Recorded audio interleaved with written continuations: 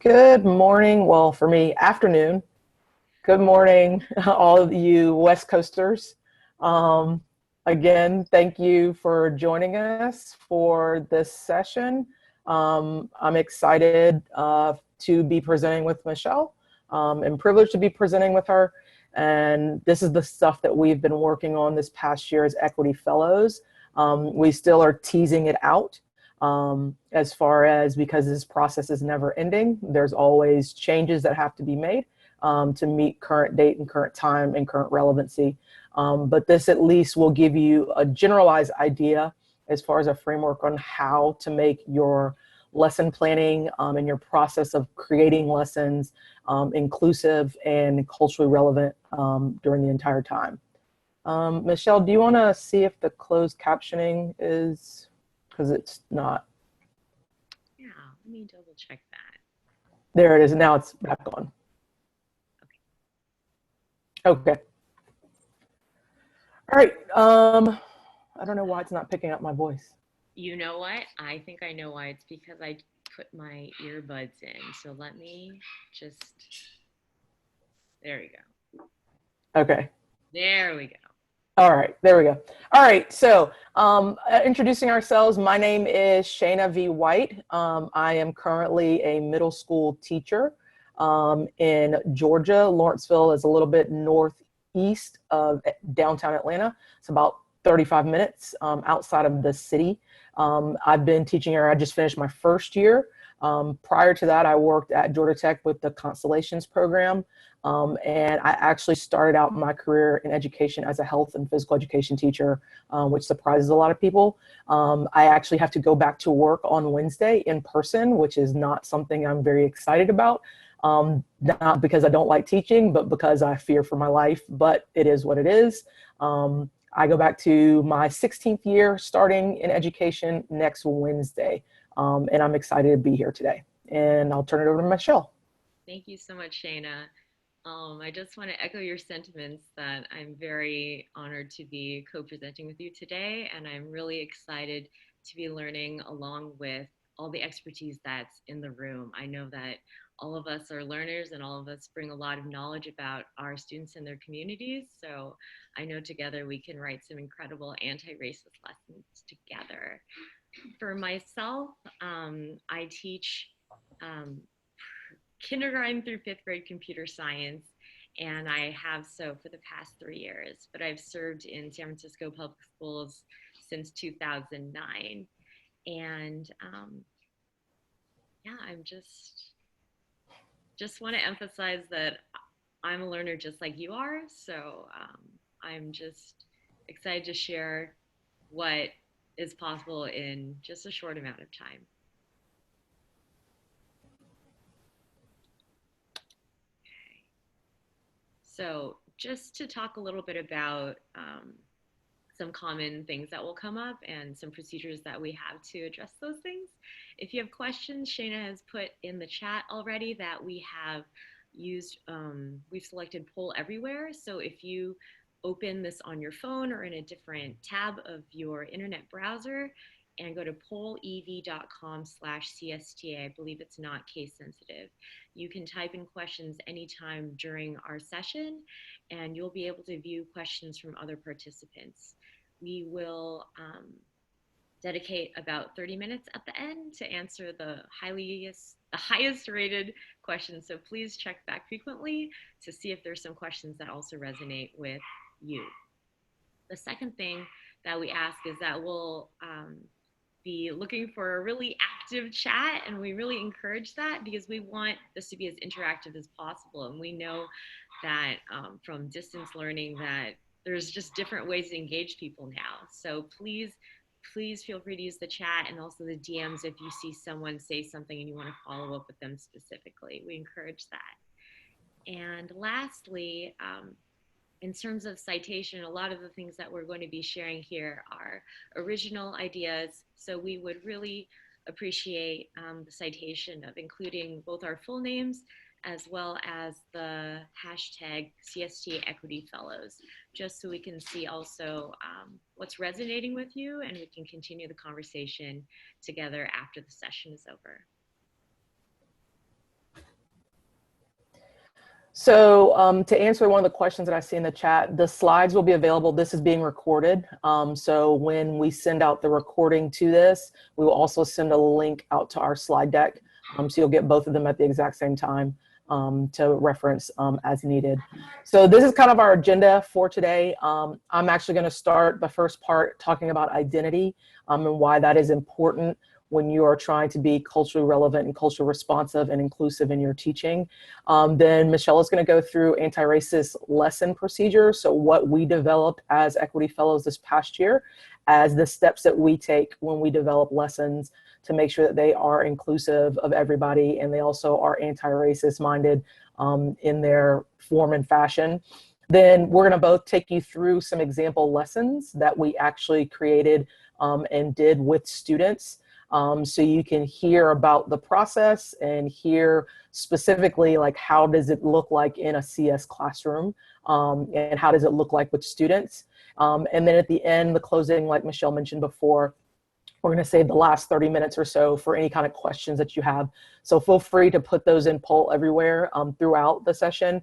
We'll try to catch the ones that come up in the chat window, but if you have like a legit question that you want us to answer at the end, just go ahead and put that in poll everywhere because it'll be easy for us to access it there rather than going through and scrolling the chat to find questions. But we definitely want you to engage in conversation in the chat on a regular basis. If there's any aha moments, if there's any point where you like have a question that somebody else has kind of had an aha moment about and you want to ask them more further, feel free to send them a private message or feel free to send it to the entire group. But we want you guys to feel like active participants in this session. And the best way to do that is to engage in the chat. So feel free to engage in the chat. At the end, like I said, when we take the questions, if you want to come on camera, if you want to use your mic to ask your question, we will allow that at the last 30 minutes of the session. Some people like me don't like to do that, so feel free to put it in poll everywhere. But you're more than welcome at the end. If you want to ask a direct question, you can signify that in the chat or in the poll everywhere, and I'll bring you on camera so you can ask your question. All right, so yes. So sorry, may I just interact that what you just said was also an example of culturally responsive pedagogy, is to understand that different people have different comfort levels and how they communicate. So just having those kinds of channels and to respect them equally is very important. So thank you for modeling that even within our own session. Awesome. All right, so before we start teaching culture relevant, culture responsive, a lot of times people don't realize that it's imperative as teachers that we understand our identity. We understand the identity markers that we have, the visible and invisible ones, because that is going to dictate and determine how we teach. And unfortunately, a lot of times teachers do not have this time where they do reflect and say, wow, like my race or my disability or my gender is going to actually impact how I interact in a classroom of any type of student. And so I always start my school year with a personal reflection of identity. And I actually do this with my students as well, because I think it's huge to make a community in my classroom where everybody not only feels safe and comfortable, but also feels brave. And I think it's huge to have that distinction that you don't want necessarily everybody to feel safe, but you want them to also feel brave enough, because when they're brave, they're willing to make mistakes and know that there's not going to be a penalty, or I'm going to be like reprimanded harshly, or I'm a failure if I don't do this thing correctly. And so brave spaces allow for that, but they have to be also safe at the same time for them to be brave. So you want to make sure that you're establishing a classroom culture that allows students to be safe in that space and comfortable, but also brave, and get a little bit uncomfortable as well, and deal with that growth mindset and understanding how to deal with and address when they do fail. Understand that identity is just your collective characteristics that you're known or you can be grouped by. The key thing that I always emphasize with my students when we talk about identity is that identity can be visible and invisible. And I take them through an exercise where I have friends that have volunteered a screen or pictures of themselves, and my students get to identify what they feel those people's identity markers are. And it's a great exercise to perceive your biases, to understand what preconceived notions you have about people, if they look a certain way, if they're wearing a certain type of dress, and those types of things. And it's a great way to not only, like I said, investigate your own biases, but also investigate what identity markers you have that are similar to other people and what identity markers that you have that are not. The other big thing that I love about that lesson is that kids can understand that identity markers, one big one that we talk about, which is sexual orientation, is invisible. People want to say that it is visible, but it's not necessarily visible. And it's understanding that these invisible identity characteristics can be harmfully hurt by words, by rhetoric, by gestures, by anything along those lines. And so when we understand that somebody's identity markers might not be seen, it will really conform the way that we actually involve ourselves in conversation and interaction with people in general, that we're going to make sure that we are mindful and respectful of others, and we recognize that their identity might not be an identity that I identify with. Understand the big thing that I always, and I have my kids actually have to repeat this out loud. I work in middle school, so they of course thought I was a loser for making them have to repeat it out loud, but it's something that I know they all remembered because I made them repeat it out loud. But I told them the bare minimum that we can do as human beings is to recognize and respect the identity of others. We can be proud of our own identity, so there's nothing wrong with being proud of being a woman, being Black, being able-bodied. There's nothing wrong with that, but at the same time, you have to have the ability to recognize people's identities and to respect them. And when you do that, you have an inclination to include those identities because you are recognizing them and you're respecting them as existing and that they're valuable and that they're important. So some of the most common identity characteristics, like I said, I go through this lesson with my students, is the one that you see on the screen. A lot of times people just think of, especially when we talk about culturally responsive teaching, we always want to just talk about race and ethnicity, and culturally responsive teaching is a lot more than that. As Michelle pointed out before, it's about how people learn, it's people's comfort level. It also deals with people's neurodivergence, it deals with physical disability, it deals with age, it also affects class. There's lots of different characteristics that deal with cultural competency, and most of them are tied to identity characteristics. So a lot of times what I suggest teachers do is sit there and go through on your own in your brain, like, what are my identity characteristics based on this list? So for me, I'll at least tell you a huge chunk of my identity characteristics because I am very vulnerable with my students and I let them know, because I think that vulnerability helps them better understand that it's okay, that if you don't maybe necessarily are comfortably visibly identifying with the characteristic, that's okay, that it can be invisible. If you don't feel safe enough or brave enough to visibly know that characteristic, that is fine. But also to let my students know that there are times, there's some identities that I'm still learning to better include and understand, and be more recognizing and respectful of. And so the big one for me that has been a growth area this school year, and probably the past 3 or 4 school years for me, has been LGBTQ community, especially the transgender community, and being more inclusive of those students who basically are students, but a lot of times are not treated that way. And the other big one that I've been very, very focused on is also dealing with students with disabilities, because a lot of times often in schools, they are kind of like set on a different side of the building and nobody thinks about them unless they're their case manager or they're their teacher, and making sure that I'm being inclusive in my CS classroom and in any classroom of students with disabilities, but also my transgender students. Those are my 2 big focal points that I've had the past couple years. And I share that with my students that I'm willing to learn. And if any of them want to educate me, they are more than welcome to educate me if they feel comfortable doing so. And luckily this year I've had several students educate me, not only that were transgender, but also that had disabilities, that they appreciated being comfortable enough to come to a teacher and be like, I actually am an authority on this. Because a lot of times most kids don't feel like they have the authority to speak on things. And if we treat them like human beings, they do. And so most of my students, I had a transgender boy in my classroom this year, and that young man was able to come out to me comfortably. We were able to fix and remedy the fact that that young man was not able to use the bathroom the whole school year, and did not find out until he told me in class. He was comfortable enough to say, I've never used the bathroom at school. I just hold it until the end of the school day. And I was like, that's atrocious. We're going to make sure we fix that. But I think it's because I showed vulnerability with my students, and I show students sincerely, like, I don't know everything and I'm willing to learn.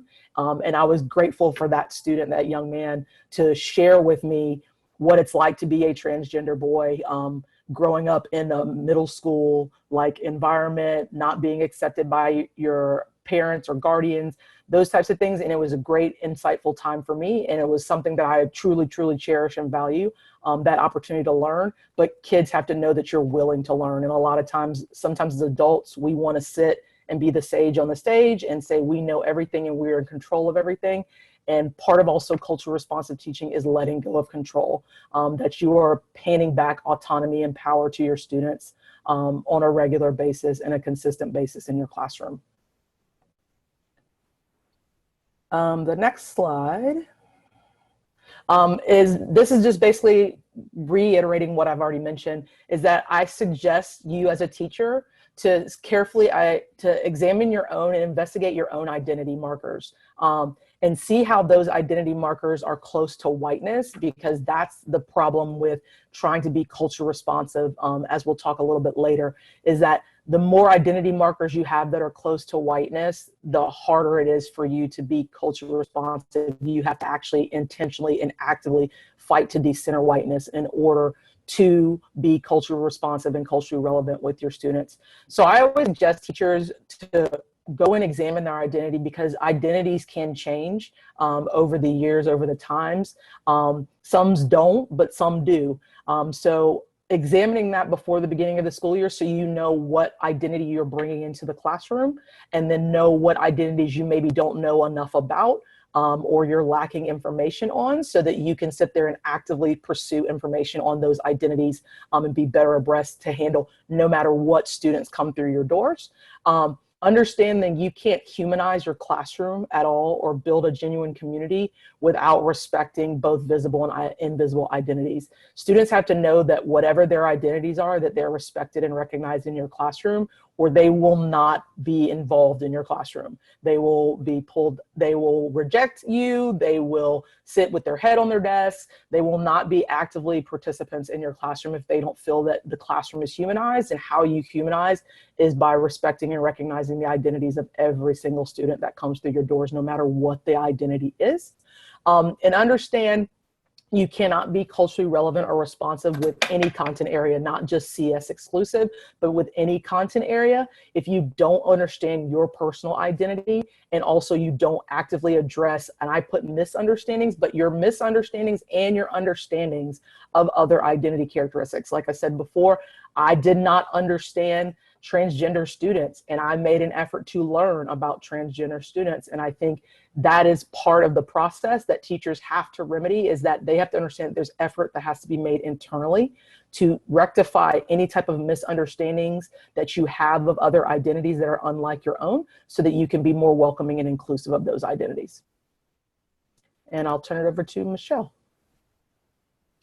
Thank you so much, Shana. I just want to echo your sentiment that this identity work is foundational to any meaningful learning that goes on in the classroom. I hear so often in education circles that, you know, it's all about relationships with students. And some people walk away from that thinking like, oh, I need to like kind of be friends with them, or just like know what they like their favorite color, their favorite animal.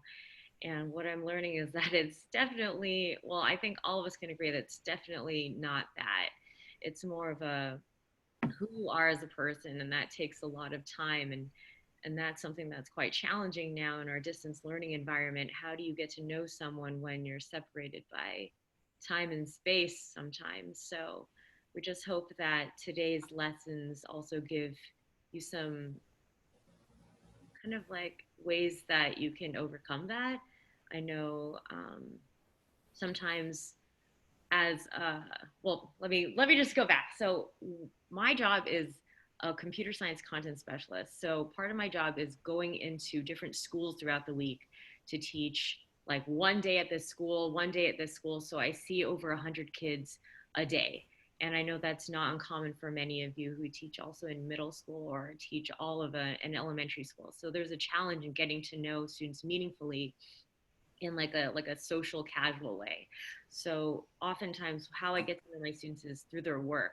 So this is something that you'll see in our anti-racist lesson procedure, is that not only do we think about what we know about our students before we design lessons, but we design lessons that intentionally draw students and their interests and what they care about into their work. So I just want to preface this anti-racist lesson procedure with this notion that identity is work that is done prior, but it's also done during and throughout your learning process together. So, going back to the anti racist lesson procedure, I think that many of you are here for this. You know that there's a lot of internal biases that we have. You know that um, how to reach students right now is not just about having the right curriculum. It's about having a different kind of mindset going in, a different mindset that we haven't really had before. We know that lessons as they're written right now by large corporations are often out of touch with what's happening in our communities, what's happening in our particular classrooms. So we offer this anti-racist lesson procedure as a way for you to frame your own thinking as you're either designing entirely new lessons or taking lessons that your district has required you to deliver, and to reframe them, to remix them in a way that is humanizing to your students. So back in October, Shana and I met for the first time in person, and we had the idea of writing a pre-K through eighth grade anti-racist curriculum, like just a full-blown curriculum for people to use. But we soon realized that after mapping it all out, that it would probably be more useful for teachers such as yourselves and curriculum developers to have more of a framework. So we've developed this, what is now a 6-step anti-racist lesson procedure, and we hope that it will be very helpful to you and will be more quickly, readily available for you until we develop that full curriculum. Learning and meaning making. So I'm just going to read them out, and then we're going to talk about which parts we're going to really dig into later in this deck. Second is to build and challenge prior knowledge. The third is to situate the learning in a historical and personal context. Fourth is to integrate funds of knowledge from populations inside and outside of the classroom. Fifth is students set the product goals. And fifth is to take the learning beyond the classroom. So what we're going to focus on today is the first 4 lessons, the first 4 steps, pardon me. And the strategy we're going to talk about most is what we're calling discourse. So a lot of the time before we start a lesson, we might have a discussion to activate prior knowledge. But what we're proposing instead is that there's not only a discussion, but there's like written forms of reflection, there's research, there's back and forth exchange of ideas between students, there's reflections going on between students and themselves, and there's communication going on between teachers, community members, teachers, students. So there's a lot of different types of discourse that we're going to be discussing and illustrating. So I had just mentioned this, that there's different forms of discourse that will be running throughout this procedure. Okay. So, hold on. So before I just turn it right back to Shana, what I want to say is that, so where we've come from is we've been talking about the importance of identity, and now we have going into creating a lesson, we want to think about things in a specific way, think about the content, but also how it's delivered. And the delivery part is what we call the culturally responsive pedagogy. So I'd like for Shana to like maybe illustrate a little bit more of what that looks like, as opposed to the cultural responsive content, which is more of like what you're actually talking about during the lesson. Okay. So pedagogy, of course, as we all know as educators, is basically how we teach. And that has to be deconstructed just because we have to understand that how our educational system was founded and established centers and always focuses on whiteness. Now, I want to make sure that I define whiteness for you guys at this point, because you'll see it again in future slides and you see it on this one.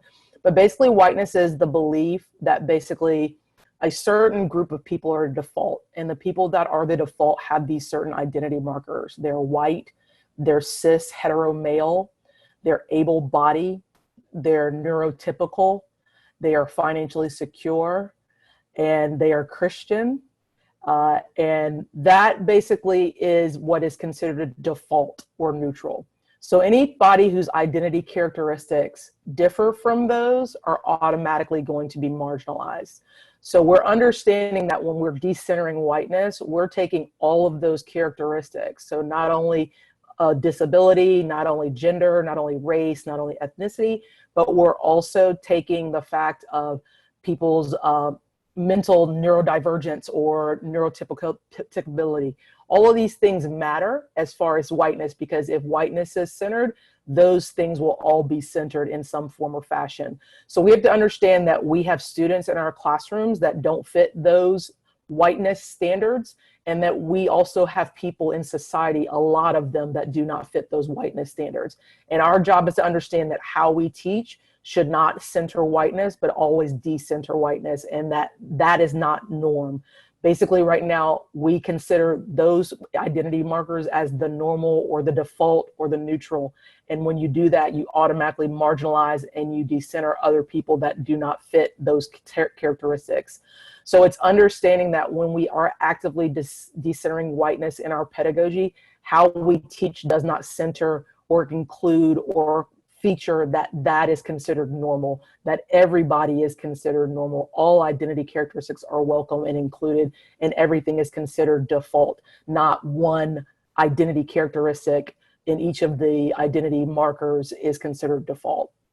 The other big thing that's really big for culturally responsive pedagogy is asset-based thinking and asset-based language. A lot of times this is one that a lot of people will struggle with, because they'll use coded language that is deficit-minded in thinking. And I'm talking about using terms not only like saying those kids are doing this and these kids are doing that, but I'm saying things like, if you work in a school with Black and brown kids, it's okay to say Black and brown kids. You don't have to say, I work in a Title I school. Title I is deficit. Title I is basically telling me how kids eat. They're not telling me how kids learn. And a lot of times people want to put that marker on their students, oh, they're Title I, and that automatically sends a deficit lens to those students. So when you're talking about students that you're teaching, you're not teaching Title I kids. That tells me just how they eat their lunch. That does not tell me how they learn. So if you're teaching Black and brown kids, then you say, I'm teaching Black and brown kids.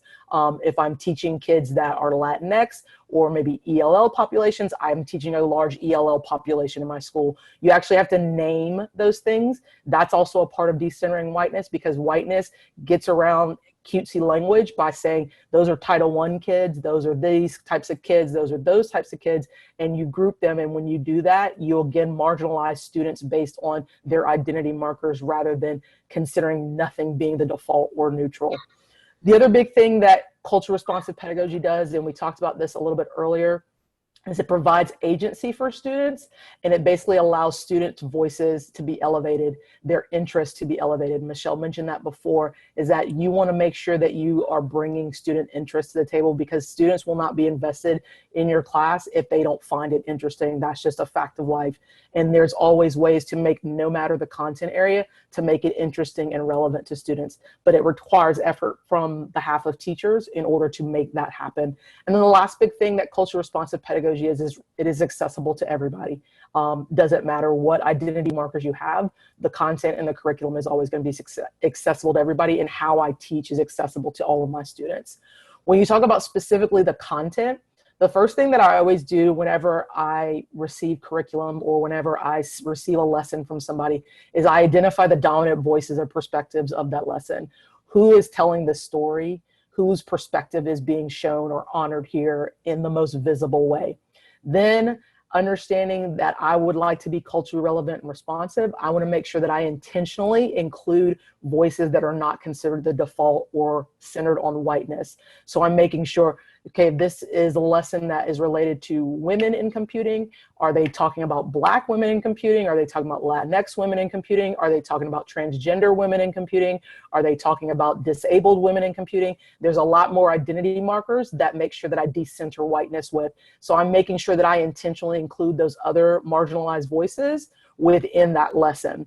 Then the last thing is, a lot of times people think that culture responsive content and culture responsive pedagogy is a check mark or a checkbox item. And it's basically how you operate. It goes back to me working on my identity, understanding it's my job to educate myself on identities that are unlike my own. It's my job to make sure that I'm vulnerable and sincere in understanding and explaining my understanding of identities that are unlike my own. But it's also asserting students to have the power to express if their identity is unlike mine, that they are comfortable enough in my classroom and brave enough in my classroom to share whatever experiences they would like to in that classroom. And so the big thing that a lot of people have to understand is when you have stuff sprinkled in, or if you have like Asian Pacific Islander month, or you have Indigenous month, or you have Black History Month, or you have Pride Month, that is basically still centering whiteness. You have to understand, and I said this, I think, in my talk at CSTA, is that diversity centers whiteness, because when you're talking about diversity, that means that the norm is white, and then I'm sprinkling everything else in. So I think about it like seasoning food.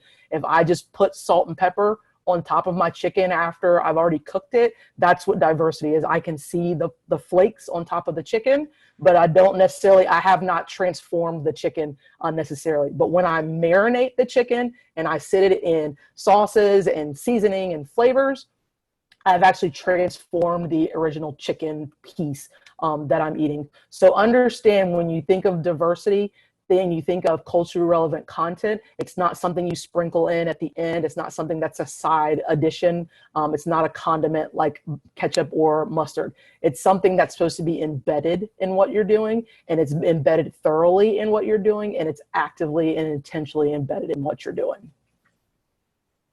And I'll turn it back over to you, Michelle, I think.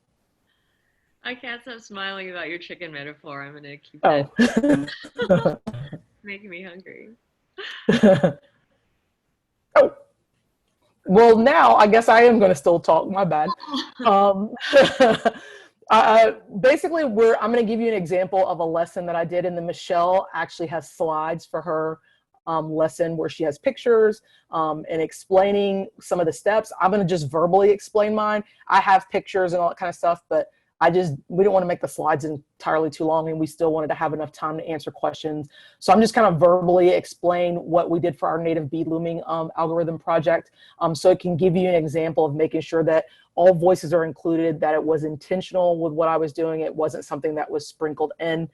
It was something that was embedded. It was something that our time was devoted to for several weeks. So basically with the native bead looming project, I actually polled my students beforehand and asked what was their understanding of Native Americans native to Georgia. And to hear so many of them say, I thought Native Americans were deceased, I didn't know Native Americans were still alive, was very unsettling for me. And for me, I work in a school that is 64% Latinx and 24% Black. We have a total of 15 white students in our school. So to hear other students of color not understand that one of our demographics, a group of color, Indigenous people, was represented in Georgia, was very, very sad to hear. So that was my first clue that I was like, okay, I need to make sure that I'm bringing Native culture and them understanding that it's still alive and present and vivid to their understanding and knowledge base. So the first thing that we did as a group of students is we went to the Media Center and we researched the Native populations that were indigenous to where our school was located. So the people that lost land during the Trail of Tears and other genocidal things that were done to Native people, we sat there and first investigated whose lands were we on. And so we found out the two tribes that were heavily populated in Northeast Georgia, which were the Muskogee and the Creek.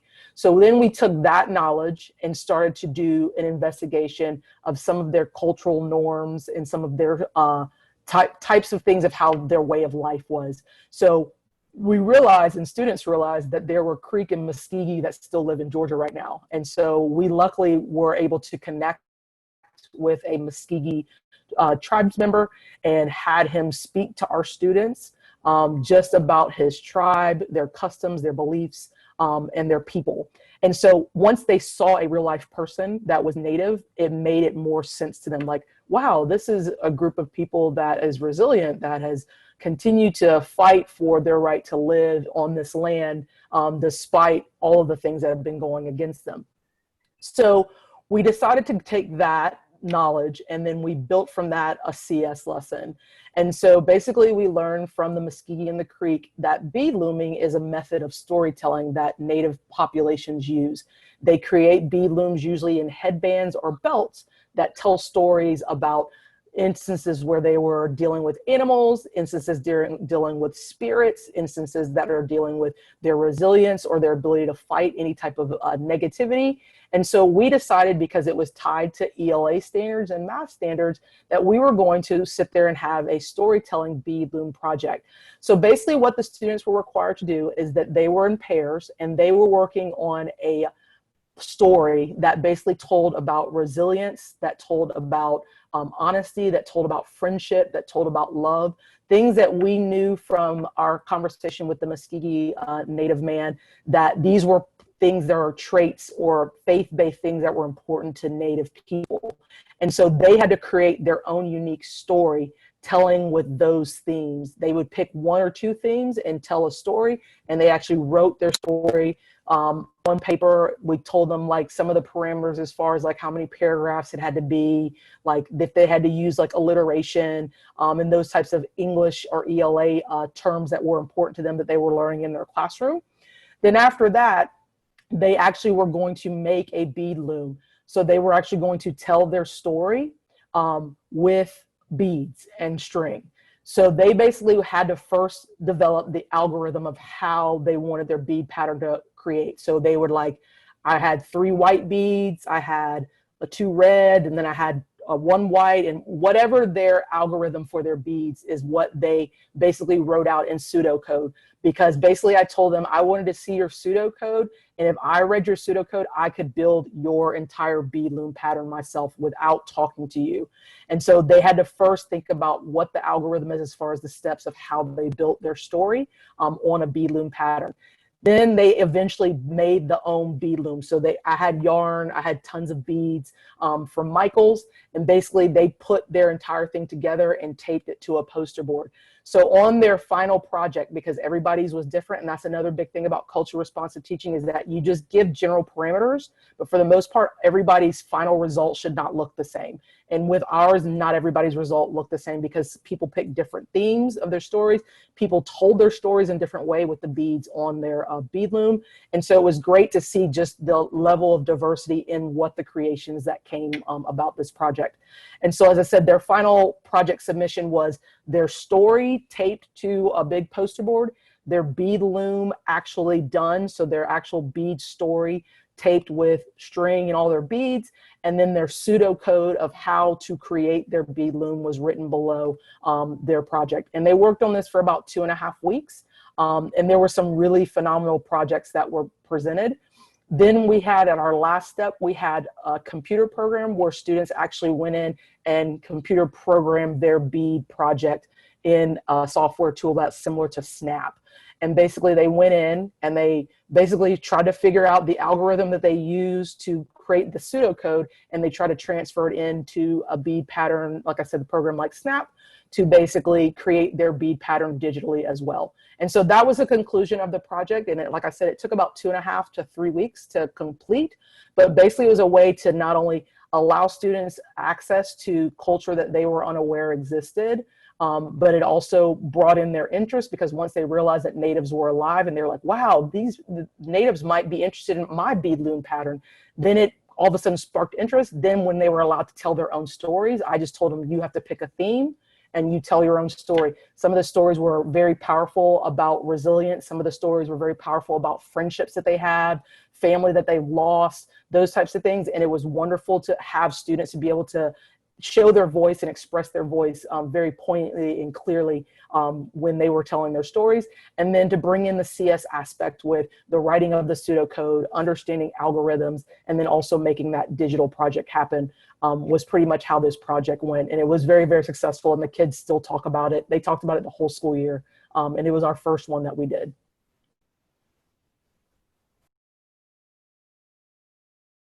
Shana, you just fully illustrated our anti-racist lesson procedure.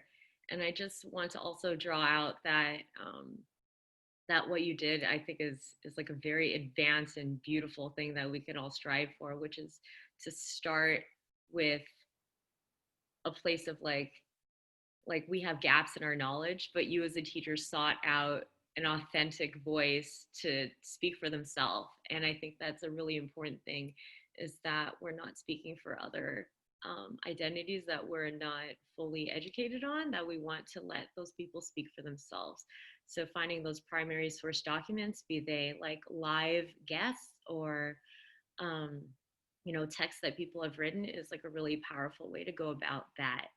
And I also heard you say that after you had met this expert, that you had then derived the lesson from that experience. So it wasn't even like, I know I need to teach this lesson about XYZ. How can I just like stuff in a little bit of like identity stuff to make it exciting for kids? Like, I think that's a really important distinction to make. And it's um, a balance that I myself have to like manage a lot as a person who has a curriculum to deliver, but then I also want to enrich it and elevate what it could be to the next step. So that's what I'm going to talk a little bit about in my my lesson example. So my lesson example is, wait, hold on. Let me just say a little bit about the school that I taught at for the past 2 years. So one of the schools that I served for the past 2 years is called Harvey Milk Civil Rights Academy. And it's in the heart of the Castro neighborhood of San Francisco. And there's so much history and uh, just groundbreaking civil rights movement activity that has happened right in this neighborhood. And this school does not divorce itself from that history. In fact, I would say of the schools that I have served in San Francisco Unified, that this particular school does a really intentional job of discussing civil rights, not only in the past, but in the present. And that is one of the reasons that I was able to design this lesson to serve the students and teachers in this community. And also, just as a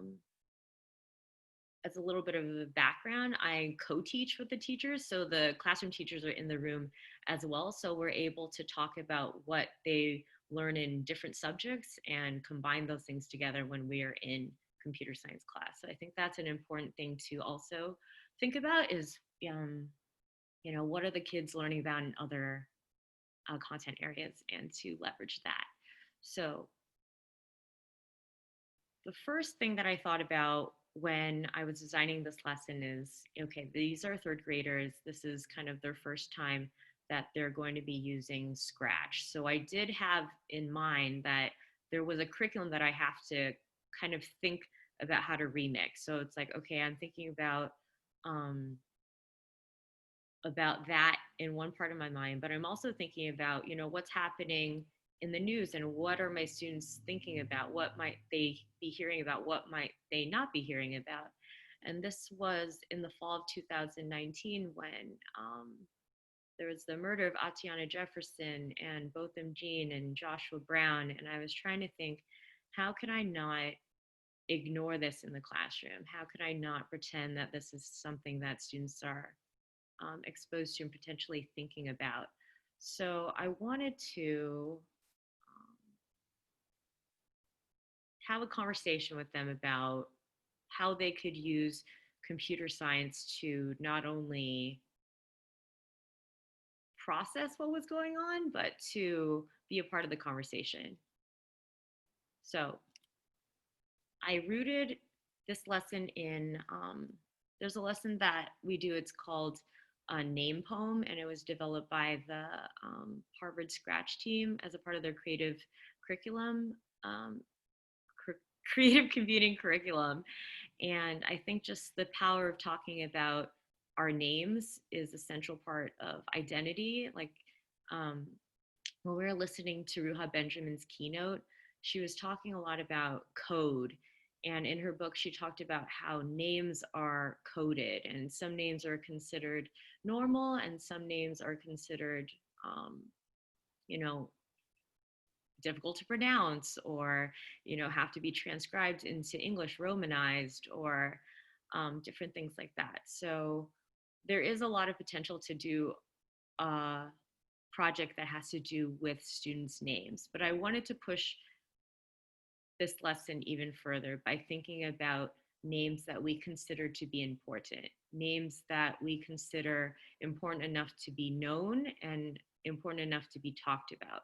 So that is some of the thinking that I wanted to root the learning in meaning making. Names have meaning.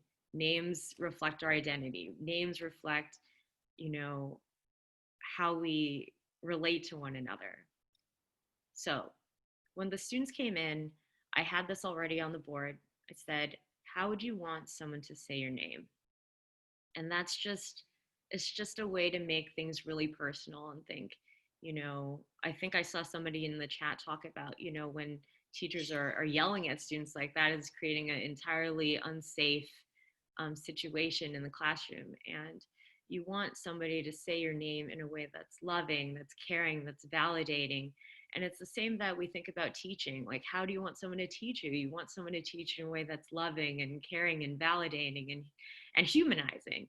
And I think the humanizing aspect is really important because it places students in a position to use their learning to learn more about themselves and to love themselves more through it.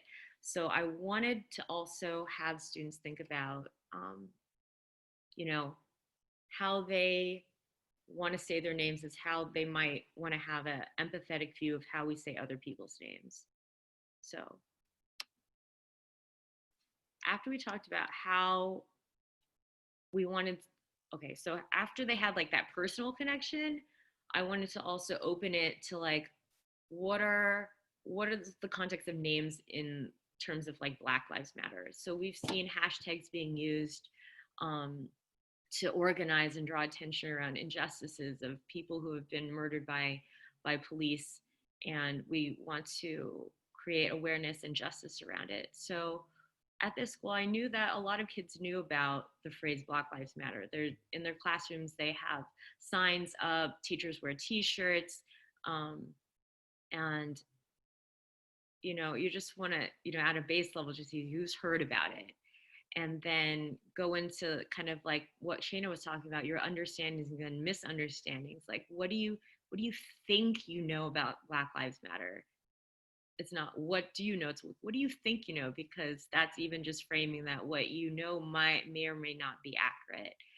And I think that was a really important space for us to use culturally responsive pedagogy to acknowledge that not all kids might feel, what do I just say, like when I talked about this in my class, I didn't require hand raising. I did ask that kids wait until one person was done before the next jumped in. So I just want to just talk about like some of those aspects of the teaching. And also, if somebody said something, I wouldn't immediately be like, yes, that's exactly it. I'd be like, what do other people think about this? Or where did you hear that from? And that's something that's core to our anti-racist perspective, is to actually think about and reflect on where we get our knowledge from, and to know that what we understand can be malleable, and to be open to that, because this part is still early on in the lesson. We want kids to know that what they come in with is a reflective of their background and what they're exposed to. However, after being engaging with other diverse perspectives, which is later on in the in the procedure that might change. So again, like this lesson was for third graders and we only had a half an hour, but as Shana was talking about, this work isn't just a one and done lesson. So this part was just like a 15-minute, 10 to 15-minute introduction at the beginning, just on the rug. If you're thinking about like, what does this actually look like? And I think it could be done digitally as well. Okay. So after that, I wanted to situate the learning in a historical and personal context.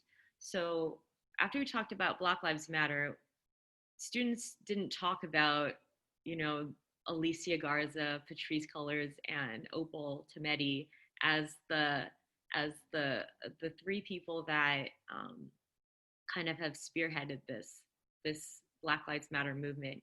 So this was my chance to show them my exemplar scratch project, which featured Alicia Garza. So I framed it in a way that was personal. It's like, you know, I want to introduce you to a person today that's really important to me. And I think her name is really important for you to know as well. And her name is Alicia. And then as you click each letter of her name, it has different facts about her. And also on the side of the Scratch project, it shows, you know, where I got the information from, all the links and the credits for the images and music and everything like that. So we're actually able to engage in kind of like getting to know this person through a computer science medium. And another reason why I picked Alicia Garza is because we're in San Francisco and Alicia just lives across the Bay Bridge in the East Bay. So Alicia is being like a contemporary person that they could relate to, like someone that I was like, raise your hand if you've ever been to Oakland, raise your hand if you've ever been to Berkeley. Like, that's where Alicia is over there. And they're like, oh my gosh, like this person is like so close to us. Like this is happening in our own neighborhood. And I think that's a part of like knowing your school, your community, and just situating the learning in a very like present context, which I believe also captivates students at yes. So after we talked about Alicia, framed her as a person that was relatable, a person that is very much relevant. Even the Harvey Milk Democratic Club gave her an award, and they're like, "Oh my gosh!" Like they had so much connection to her. But I wanted to push that a little bit further.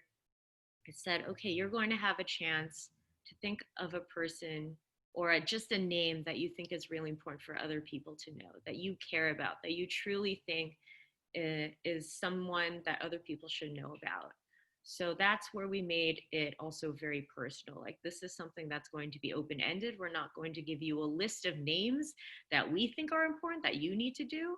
Because I know when I was in third grade, I had to do some science reports and I was assigned Marie Curie. I was assigned Louis Pasteur, and I had no idea who these people were.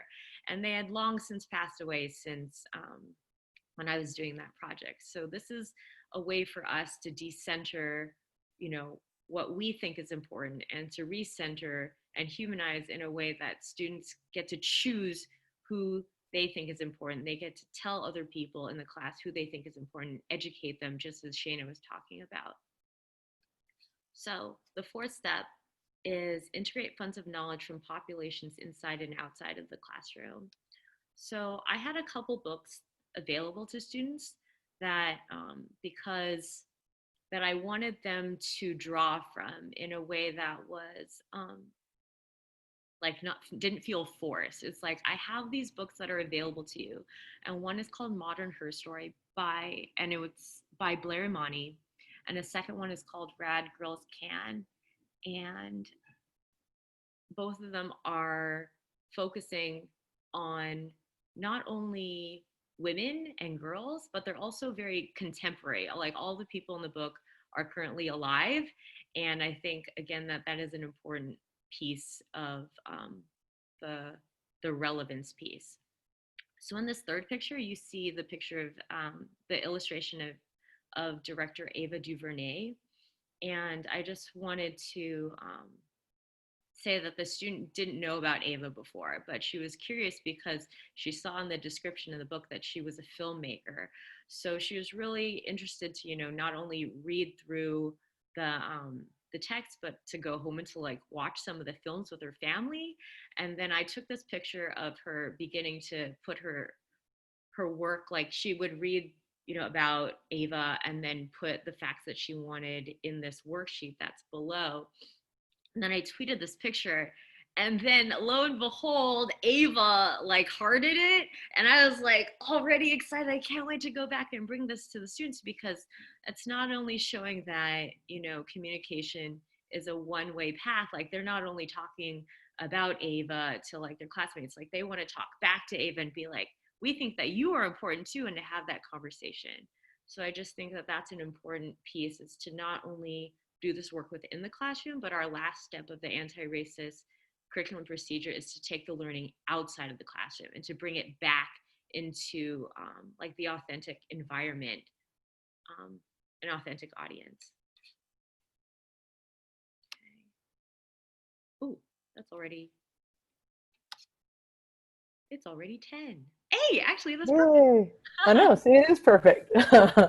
Okay, so as Michelle said, and there was one question which we'll address at the end, this was done with third grade students. And so a lot of times I hear people say, oh, we can't do like anti-racist lessons or culture responsive lessons with younger kids.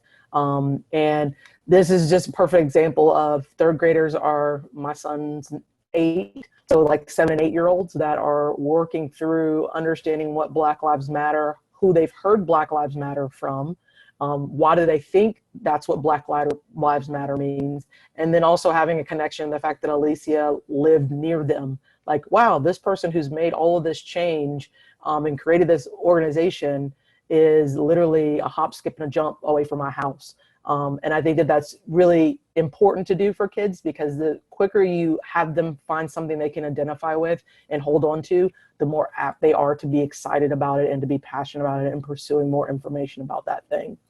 So the last thing that we're going to do before we answer the question is understand that we always want to leverage any privilege that we have. We all have privileges. And part of that leveraging of privileges is to give for those who are marginalized. That's what equity work is.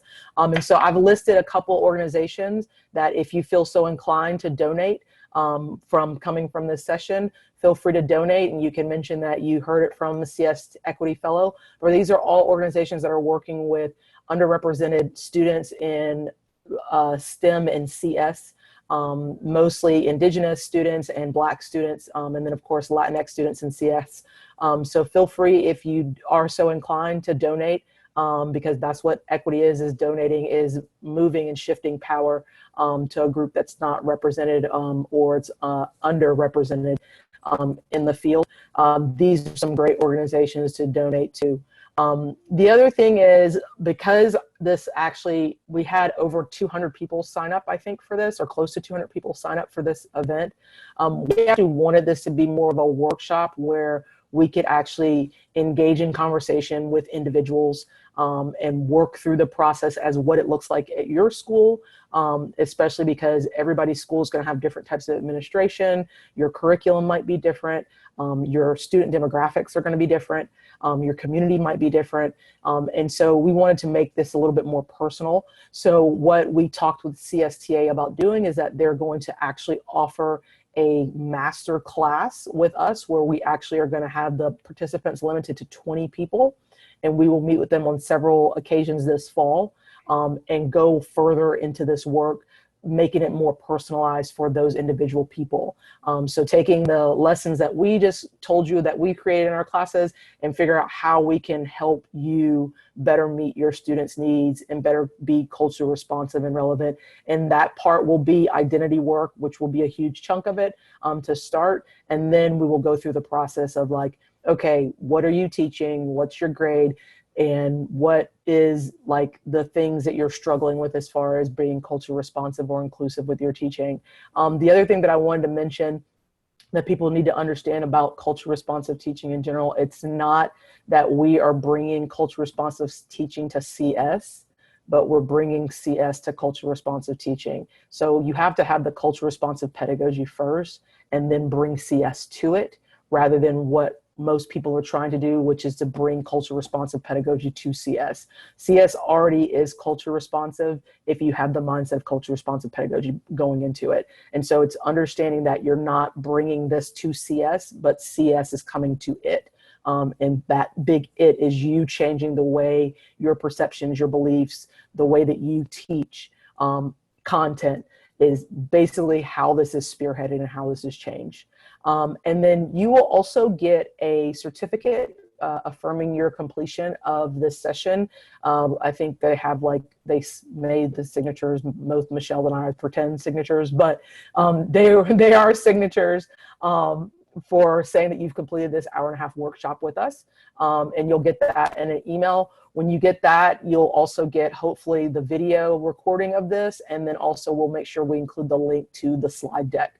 So you'll have access to all three, hopefully in a timely fashion. CSTA, they're having a board meeting right now, so I know that the turnaround for the recording might be like sometime next week, but look for the email that comes out for participating, that you'll get not only the recording to this session, you'll also get the slide deck, and you'll get a certificate confirming your participation in this event. Okay.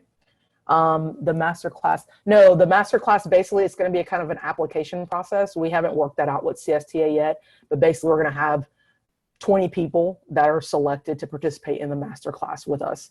CSTA is still working with us the details as far as working that part out, but it is something we wanted to offer to actually specifically be more individualized with our attention to people, because we know that with having 50 plus people in here now, and then we have a second session that's going to have 50 plus people, there's no way we can answer everybody's individual questions and their individual scenarios at their school. And so we wanted to offer the masterclass to be able to do that more authentically.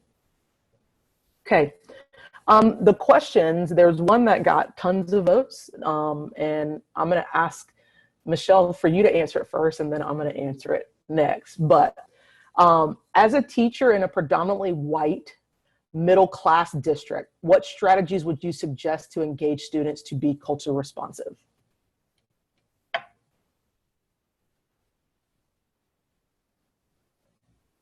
Wait, so I'm hearing the question is already, what question, wait, to get students to be culturally responsive? Is that? Mm-hmm.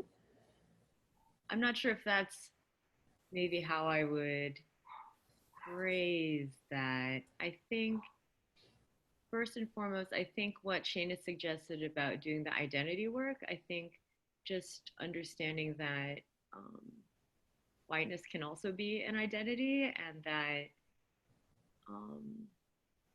that there's many, I don't know, that's a really hard question. I've heard a lot of people say that doing culturally responsive, culturally relevant work is even more so important in predominantly white spaces. And yeah, I mean, even the school that I just talked about, Harvey Milk Civil Rights Academy, is predominantly white. And there was a lot of, there's a lot of contradiction there. You know, can I have a minute to process? Yeah, absolutely. I'll answer while you process. Kind of piggyback off of what Michelle literally just said. It's more imperative for you to be anti-racist and decenter whiteness in all white spaces, because as I've mentioned numerous times in other conversations with people before, most of our educational field is filled with white women. As educators, we have most of our leadership is white men. Over 80% of superintendents, I'm sorry, 90% of superintendents are white men in the United States, and over 82% of our teachers are white. And so we understand that in those spaces, it's more imperative for you to be understanding how to decenter whiteness, because you want to turn out students that are going to be productive members of society, but also members of society that value identities that are not like their own. And so when you're in a space where a lot of times people will say, should I be culture responsive? Should I be culturally relevant? I do want to define the difference between those two, which also might help with your understanding for your question, is that when you're culture responsive, you're responding to the voices in the room. So if I am a white teacher and I have a majority or all white class, being culture responsive is easy because basically the curriculum is already based and centered in whiteness. So there's really nothing I have to do to be technically culture responsive. I can do that whole sprinkling of, let's talk about Martin Luther King today. Let's talk about Alicia Garza today. Let's talk about this person today. Let's talk about Frida Alta. And I can just sprinkle things in. But when I'm culturally relevant, I'm understanding that society is changing, and I'm understanding that all the cultures in society are valuable and deserve to be recognized. So I'm making sure that I'm bringing in all of the cultures and identities that are in society into my classroom. And so relevant is what is relevant right now. That's why I said the identity work has to be done every year, because things change. Right now, we're going through a period dealing with COVID. We understand that COVID impacts people of color more than it impacts white people. We understand Black Lives Matter movement is going after the killing and murder of George Floyd, Tony McDade, and Breonna Taylor. So we have to understand the time frame is going to also affect what comes into the classroom. And so if we're going to be culturally relevant, we're also basing it on what's going on at this time. So when you're culturally relevant in your classroom, which is what everybody should aim to be, because it does not matter necessarily the voices in your room, it matters what voices are in society, and that's all voices. And so my job is to make sure that I magnify and intensify the voices that are in society, especially the ones that are underrepresented or marginalized. Hopefully that answers your question. Michelle, did you have more to add to answer it, or? Yeah, I first felt like a little like, I was like, oh my gosh, I need like processing time. And I think like that's one aspect of teaching that sometimes we that we recognize, like, you know, wait time and stuff like that. So I just want to say thank you for giving me that wait time to process. I just wanted to reemphasize what you talked about is about having people speak for themselves. And I think having as many opportunities to have a person come visit your class is really important. And if you have funds available, to compensate them for their time, because it's not really like a thing to just be like, oh, I'm your Asian American person today to show you that, you know, I'm good at things other than math and science. You know, it's like you want people to be able to bring their full selves to your class as well, not just pigeonhole them as to fit your lesson. And again, having a live person would be really fantastic, but of course that's not always possible. So to have text that is written by that person, or like video recordings that are having that person speak from their own perspective, I think would go a long way. And to also, as Shana was saying, like just decenter who is considered an expert, you know, in certain areas. Like if you're talking about, I don't know, like, of course, so computer science, like I saw somebody, oh, there's a training I'm going to next week, and they're going to be talking to so teachers who want to become computer science teachers for the first time. And one of the first videos that they want to show them is like Bill Gates talking about why computer science is important, or like Hadi Partovi. And it's just like, we could have a whole lot of other people, you know, in that space talking about why computer science is important. So having like those reflective moments of like, who am I framing as the leaders, the thought leaders in this space, is also a really important way to be culturally responsive in a predominantly white space. Yeah. Okay, I'm going to unmute one of our participants because she says that it was too much to type. Yes. And so I'm going to let her talk. So are you on? Yes. Can you hear me, Okay. Shana? Can you hear me, everyone? Okay, great. So I teach in New York City, and thank you so much for your great discussion and thoughts and ideas. And one thing we've been doing very actively in New York City in my school, which is predominantly white and also very wealthy demographic in Manhattan. One thing that we actually did with our second graders in remote learning was, when all the protests were happening, it was so sad it took us this long to do it. But we had a series of anti-racism curriculum that we're planning to implement throughout next year as well.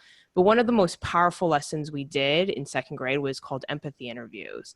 And what we did was I kind of modeled for the students, you know, we've been talking about race and actually naming it as racism, and also naming when stereotypes are happening, and also naming when, you know, things like biases, like with our second graders. And we talked all about this, so they had a vocabulary set to kind of begin with.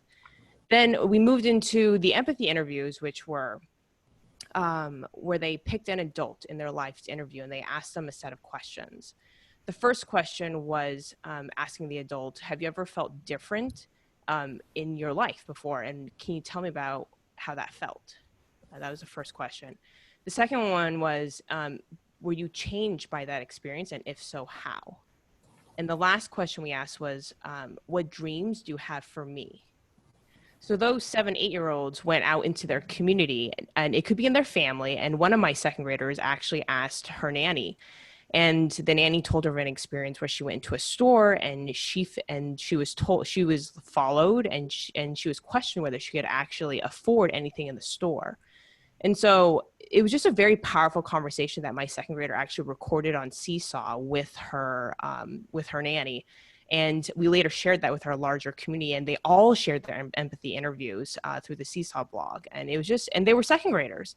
And it was just so important to start that conversation into just understanding, you know, and the student was white, and we started then a conversation about white privilege, and what that means, and what it means, and that it's, you know, it's something that, you know, it's part of their identity. And so it just was really powerful. And the discussion that came from it, I thought was just so relevant. And that was the empathy interview. And we actually modeled it with me interviewing my immigrant aunt and uncle, and them sharing their story. And it was all framed within, you know, to make it personal, like you guys mentioned in the pedagogy, that it has to be personal and historic, like have a context in history. And so we actually talked about it with the Chinese Exclusion Act, and then how my family immigrated, and that's how we got to the empathy interview with my relatives, and then later into the school community. So yeah. I see the chat blowing up. So, yeah, I was going to say a lot of people are like loving that. And as she said, second grade. So this can start as early as, I think the thing that limits is the teacher. I think teachers are usually afraid or intimidated by these topics, and very powerful discussions with my students about race, about things that impact them. Like we talked about food deserts this year, and how the fact that our school is situated in a food desert, and we compared it to an all-white school that's in our district and how they are not in a food desert. And we looked at the ethnicity and race makeup of this population. We looked at the socioeconomic and all those things. And it was just fascinating to hear that they're like, wow, we can talk about this. Like they're waiting for permission to talk about it. And it's the adults that are stopping them. We have to do a better job as teachers in facilitating those conversations, making sure that we're not dehumanizing a group when we're having these conversations. Like you should never sit there and have a discussion, should transgender people have rights? They're people, so yes, they should have rights. There should never be any type of discussion where you're, you know, reenacting something. Like there should never be a slavery lesson. There should never be a lesson mimicking the genocide of Native peoples, but you can still humanize lessons because kids want to talk about these things. But it starts with us, and it starts with our knowledge and our zest and desire to become more knowledgeable, and then our willingness to allow students a little power. Because when we have these discussions, you are giving some of your power away in the classroom to your students. And a lot of teachers are not 100% ready to do that. All right, the next question that I have is, how can we be best advocates in our schools to move beyond just the culturally relevant content to culturally relevant or responsive pedagogy? This person's school is just starting to have questions about the content, and they have a lot of work to do.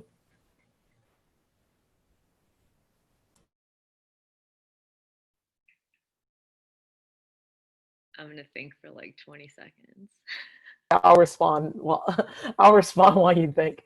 Well, I think the first thing, again, it goes with internal, like what are the mindsets of the teachers? Because pedagogy is how you teach, how you actually engage in teaching and learning of your students. And so you can give everybody content there. You can find prepackaged content, you can find lessons, and give those out. But the point is that the impact that those lessons will have will be a lot less, because the classroom is maybe not a community that is centered on humanizing all identities, that the classroom is not necessarily a community where the teacher expresses their vulnerability and genuine understanding of certain identities and misunderstandings of certain identities. There are going to be limits to what you can do when you just change the content. This at work requires actual changing of teachers. And I know that the PD is lacking. I speak from personal experience. Most PD that they make teachers do is terrible. It's somebody playing some music, doing a song and dance, blowing some bubbles, and everything is great about school. And we go back to our classrooms and I don't have enough pencils for my students. And so I think part of this process, if it's something that your school is serious about doing, is to actually have this conversation with your teachers, to figure out if they're willing to make a change in how they do things, because it starts with them.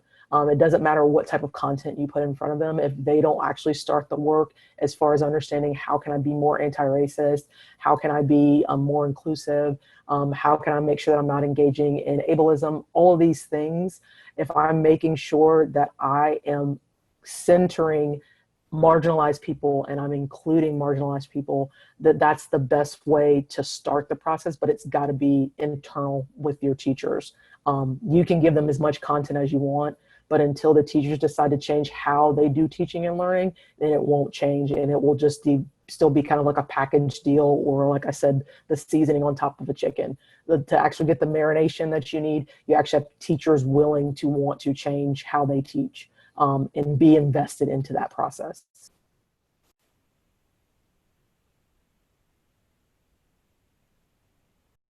Shana, Do you have anything, or are you good? I got it now. Okay. So I just re-emphasize what you said about like culturally responsive pedagogy is the how of how we teach. So when I think about the how of what we teach, it's thinking about what do we consider normal in the classroom? Like what are the normal behaviors that warrant approval or praise and things like that. So I think for me, growing up as a student and then becoming a teacher, I thought it was a great idea to, you know, raise your hand and have the right answer, and to kind of to be quiet and to listen. And I mean, like there's like certain behaviors, like you don't interrupt other people when they're talking, even when you have something to say. There's no overlap talking. There's no how do you explain it? Like I actually want to go back to like where I learned about culturally relevant pedagogy most from. It's from Dr. Tunikia Orange at UCLA. She's with their Center X, which is like reimagining, you know, education. So what she said is culturally relevant pedagogy goes back to like every student has a different culture. So even if you're Asian American, you might not have the same culture as somebody else that's Asian American, or someone that recently immigrated from China. Like there's different behaviors that you're used to at home. Like the way that you talk to your parents, the way that you talk to your siblings or relate could be different. So this aspect of culturally relevant pedagogy is for us as teachers to widen the circle of what is acceptable behavior in a classroom. Like if you interact with other kids in this way, like that's good, because that's how you interact with your family. That's okay. So that's what Shana's talking about with like educating ourselves of like the way that we interact at home with our own families and our friends. It could be different than how people are doing that at home. Like and that could be variable across like kids that may look the same. So I think it's a little bit more nebulous to say like to be culturally responsive you have to do this, this, and this, because you have to know who is in your room and how adults relate to students and how students relate to others of their age group. Perfect. This question was sent to me in the chat, so I'm gonna answer it, and if you want to add to it, Michelle, you can. But the person would like to know, they identify as white, but they want to know how to refer to other people of races and other ethnicities respectfully, what words are okay and not okay, and that type of stuff. The first thing that I always say is ask. That's the easiest thing to do, is to ask how people want to be referred. That's why I have my pronouns in my thing. Michelle, that's something I modeled from her. She always puts her pronouns in her bio. She didn't do it today, of course, but as I pointed out, but she always puts her pronouns in her bio, because that is a way that you are literally telling people first, like, what you want to be identified as, but also you're making it a safe space for people that are non-binary. And so the first thing that I would say is to ask people how they want to be identified. Some people don't want their identities visible, and that's okay. And you have to be okay with that resolution. A lot of times people want to categorize people and put them into boxes, and sometimes you can't do that. There are people that are refusing to be put in a particular box. But I would say the best way to be not offensive and to be respectful is to ask. It's okay to ask somebody, like, do you prefer me to call you Black or African American? It's okay for somebody to ask me that. And a lot of times people think that that's offensive, but that's not. That's actually respectful, because you value what I'm going to say, and you're actually going to put into practice what I say is best for me. So I would say the first thing is to ask what people want to be called. I know for me in my classroom, and this will piggyback on the next question that talked about pronunciation of names, is that I always ask my students to tell me what they want to go by, and I don't want them to go by, if it's a name, like I had a very large Korean population in my school about 4 or 5 years ago, and they would sit there and say, well, you can just call me Peter. And I was like, is that what you want to be called? Or what do you want to be called? And so I give back the power to the students. I don't want to Americanize your name if you don't want your name Americanized. It's my job as a teacher and as the adult in the building to learn how to properly pronounce your name. I have to hear it from you, and a lot of times I would make kids make videos to record it so I can see their face and hear them say it. And when I would call roll the first couple of weeks of class, I would have kids, I would sit there and do like last name, and then I would have them pronounce their first name so I could hear it again in person. But a lot of times it's more or less asking kids what they want. I give out a survey at the beginning of my semester with all of my students, and I ask them their preferred pronouns. I ask them identity markers that they don't want visible, or what ones that are invisible. I ask them anything that they want to share that I need to know, how they learn, things that piss them off in the classroom, like how can I as a teacher make you feel more brave and comfortable in this space. I actually do a survey for all of my students and get that information and feedback, so that way I know, like, if they want to be called Black, if they want to be called brown, if they want to be called Asian American. I ask my students those things. So I would say the best thing to do is to ask. And you can ask this of your students. The younger ones might have sometimes a little bit of trouble understanding the difference between race and ethnicity and other identity markers. But for the most part, if you just ask people, how do you want me to pronounce your name? What are your preferred pronouns? What do you go by? That type of stuff. That is a huge step in the right direction of showing respect, that you actually are going to listen and honor what they prefer you call or label them. And Shana, may I just link that back to what you were talking about earlier about the identity lessons that you do with your students? Like, because maybe some kids, depending on their age, or maybe just because it hasn't been brought up until middle school or high school, that they might not know some of the language to describe their own characteristics. And I saw Abigail below talking about like how it is so important to have the vocabulary to speak about yourself. Like for me, when I was growing up, I always heard ABC, American born Chinese. And I was like, is that really how I want to be referred to as, or am I Asian? Or am I like Chinese American, or am I Asian American? And there's like political nuances between each of those choices. So I think it is important to ask people, but also to engage in like, what are some of the meanings behind it? Yeah. If they're students. And a couple people asked for the survey. I'll just include it with the link to the slide deck. So Michelle will remind me because I'll probably forget. But yes, I'll make sure I include, it's just a real quick like Google survey that I give out on a spreadsheet. And I have it translated because I have a large EL population in my school. I have it translated in Spanish because that's the largest EL population we have. And I also send a parent survey home as well because I want the parents to tell me about themselves. That's how I make our room feel like a community, is I hear about parents and their students, because a lot of times a lot of our deficit thinking also is about parents, that their parents don't care, the parents don't come to open house, this, that, and the other. And you'll find out that a lot of parents are very passionate about education, but never are asked.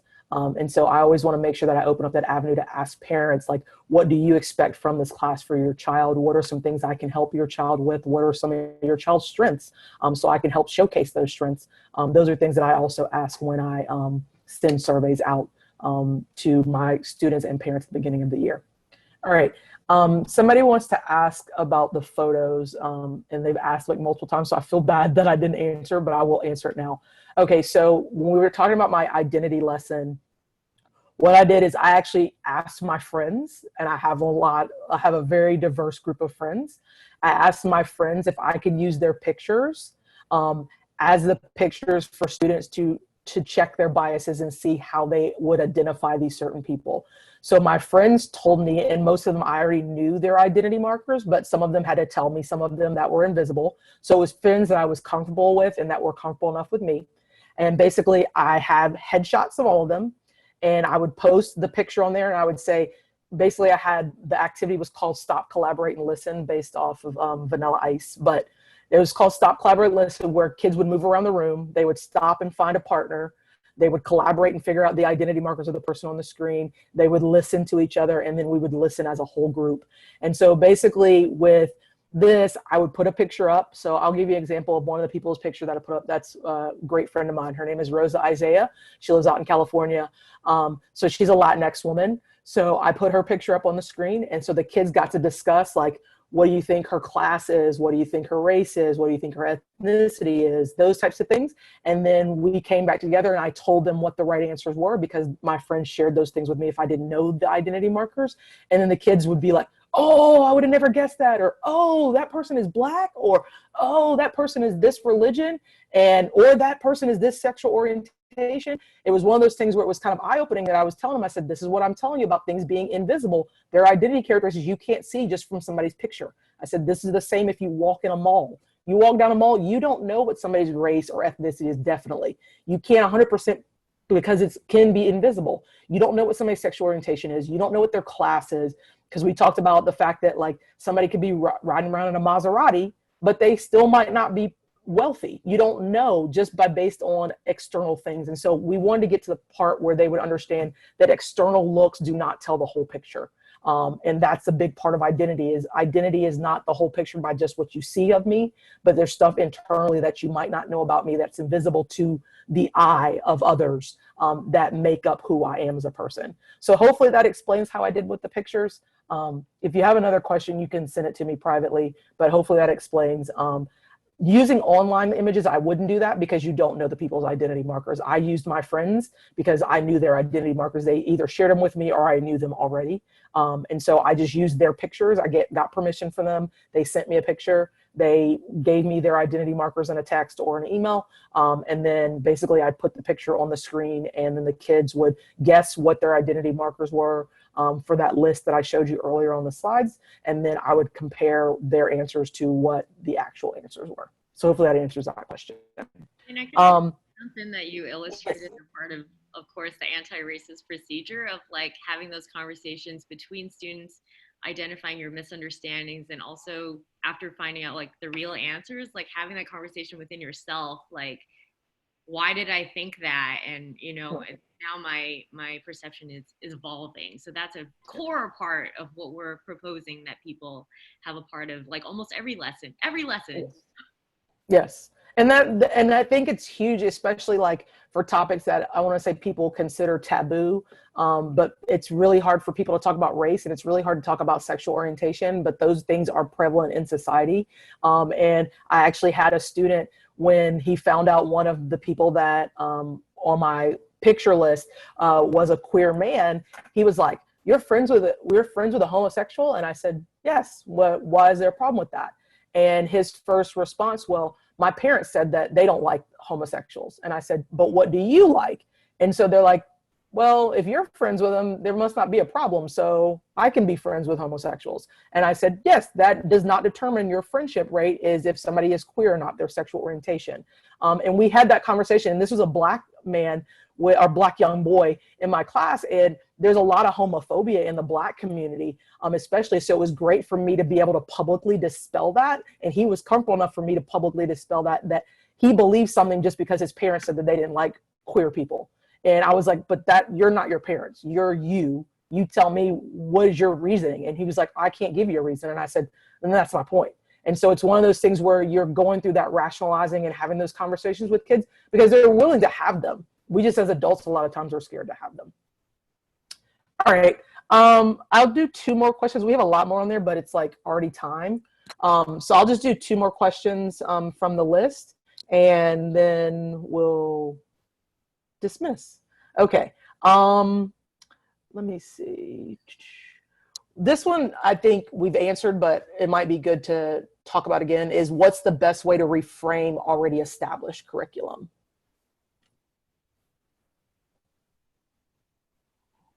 And I'm assuming you're going to think, so I'll talk. Thank you. All right. As I mentioned before, the curriculum doesn't matter. It's the person who's delivering it. And that's the part of this entire process that people have to rationalize, is that you can get any kind of curriculum that you want to. You can get like pro-Indigenous curriculum. You can get pro-Black curriculum. You can get any curriculum you can think of for any marginalized group. But the person delivering it, that's the thing that matters, because that's going to affect how it's delivered, what it's delivered, the clarity in which it is delivered is all going to be impacted by the person who's doing the delivery. So I would say with established curriculum, for me, like, I don't really follow the rules, which is probably not a good thing to admit publicly, but I really don't usually follow the rules. And so a lot of times in my middle school, I know what the standards are, and I basically create my own lessons. I know exactly what standards I want to make sure they're taught, and then I just create my own lessons from there. So I don't follow any prepackaged curriculum. I'm not a fan of prepackaged curriculum because I feel like every year I have different students, so I have to change how I teach. And a lot of times with packaged curriculum, the curriculum stays the same, but your student bodies change. And if your curriculum is not changing with your students, then you're not going to meet all students. And the big thing with culture responsive teaching is making sure it's accessible to all. And so I can't make something accessible if I don't know who my students are. And so it's making sure that I know who my students groups are and build my lessons as the year goes along, rather than like, oh, here's my packaged curriculum. We're doing this lesson on algorithms today, and going from that. So like the Native Bead Project, we did that because I realized that my students did not have understanding about Native peoples. If I had not had that, where if kids were like, oh, we know that Muskegon and Creek are here, we know these are their then it was like, okay, we're going to do something else with algorithms instead. And we could have. So it's one of those things where you have to actually get feedback from your kids to develop what your content and curriculum should look like. I agree. Feedback from kids is really important. And I think I come from a little bit of a different, like, I don't want to say positionality, but I work at the district level, and I have influence in how the curriculum is written and revised. So a lot of the times when I go in, I'm thinking, okay, I'm testing out this lesson. Well, I don't want to say I'm testing out this lesson, but I'm taking something that, say, for example, all 3rd grade, all computer science teachers in our district are going to be teaching this lesson for 3rd grade. How can I use something that they're already familiar with, but elevate it in a way that is, I don't want to say like manageable, because sometimes we often think about like what's the most easy thing to implement for teachers, because as you're saying, Shana, like it doesn't matter how good the curriculum is, it matters like how it's taught. So I think like when I think about students, I think about taking like understanding and accepting them like where they're at, and then like pushing it a little bit further. So for me, like until I get to like a master class status like Shana, like coming up with lessons like that, like for me, a lot of what I'm doing is remixing or taking a structure and just yeah, taking the like the structure of the lesson, like, oh, I'm gonna have this mini lesson, there's like this big chunk of work time, and then there's a showcase, but like trying to just reframe how the lesson is presented and to be really thoughtful about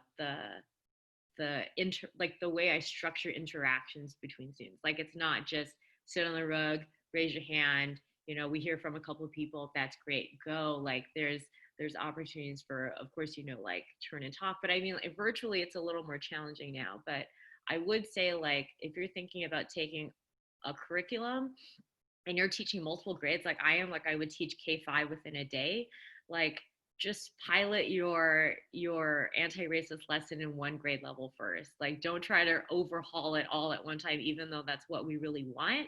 Do take the time and do something really, really intentionally instead of like sloppily, like I'm just gonna, you know, try and throw identity into all my lessons and see how it goes. Like I think we can give ourselves a little leeway in trying to do things in a quality way over quantity, and that's one of the white supremacy characteristics. We just want to do things well, not cause further harm.